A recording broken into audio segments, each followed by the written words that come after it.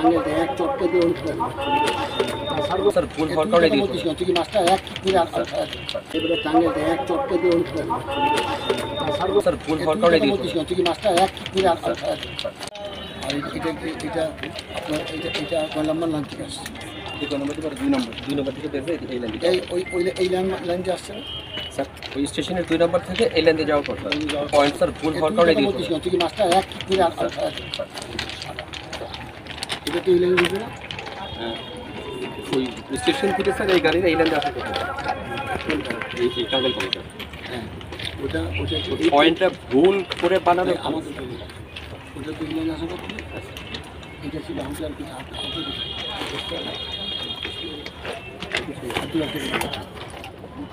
এটার জন্য আমরা সিগন্যাল দেওয়া ছিল এটা বের হচ্ছিল এটা সিগন্যাল দেওয়া থাকে স্যার সম্ভব স্যার একসাথে এটা বের হবে একটা সিগন্যাল দেবে সম্ভব স্যার মানে এটা 2 থেকে বের হয়ে যাবে আর ওটা স্যার আপ লাইন থেকে 4 নম্বরে এটা আউটডোরে ছিল আমাদের ক্লোজ করে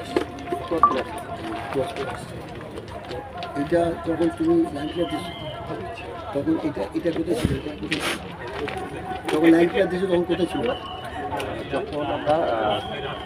সিগন্যাল দিচ্ছি স্যার আউটডোর বাইরে ছিল এবারে টাঙ্গাইল এক চটকে দিয়ে উঠতে ওই টাঙ্গাইল কমিটিটা তুমি যখন সিগন্যাল দিচ্ছ তখন কোথায় ছিল তখন কোথায় ছিল ভিডিওটা তেলেন না টাঙ্গাইল কমিটি কোথায় ছিল স্টেশন থেকে তোমার হচ্ছে হলো আউটারে কত দূরত্ব নর্মালি 440 আমি যেটা বলতে চাইছি যে লাইটে দেখা যাচ্ছে আমি ভুল করে তোমাকে লাইটটা দিয়ে দিচ্ছি তুমি যখন যাচ্ছ তখন তুমি দেখবে না আমরা গাড়ি চালা আপনারা গাড়ি চালান সামনে একটা রিক্সা আটকে চলে আসে না একটা পয়েন্টের সামনে আসে না আপনি ব্রেক করেন না তাতে হয়তো ধাক্কা লাগে কিন্তু ওখানে তো মরে যায় তাহলে প্রকাশ্য দিবালোকে একটা দেখছি যে আমার লাইনটা চলে যাওয়া ঘুরে যাচ্ছে আমি যদি ব্রেক মানে ব্রেকিং ডিস্টেন্সে কভার করে যেত লাগতো কিন্তু হয়তো এরকম এত এই পর্যায়ে কাছে স্যার এখানে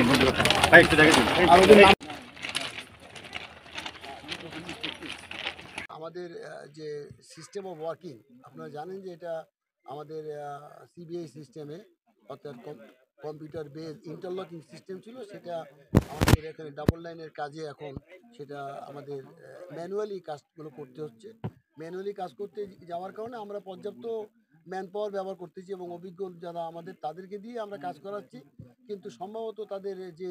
কার্যক্রমটা অর্থাৎ লাইনটা সেট করা পয়েন্টটা সেট করে ট্রেন চালানোর যে অনুমতি দেওয়া এখানে কোনো না কোনো জায়গায় হয়তো কোনো ব্যত্যয় হয়েছে বলে প্রাথমিকভাবে আমার কাছে মনে হচ্ছে তো এটা আরেকটু ভালো করে দেখতে এটার জন্য দেখার জন্য আমি আসছি আসলে টেকনিক্যাল কোন বিষয়টার কারণে এই ঘটনাটা ঘটলো কারণ এই ঘটনাটা তো একটা ঘটনার আগামীতে যাতে এই ঘটনা বা এই ধরনের ঘটনা না ঘটে আজকে একটা যাত্রীবাহী ট্রেন কিন্তু এটা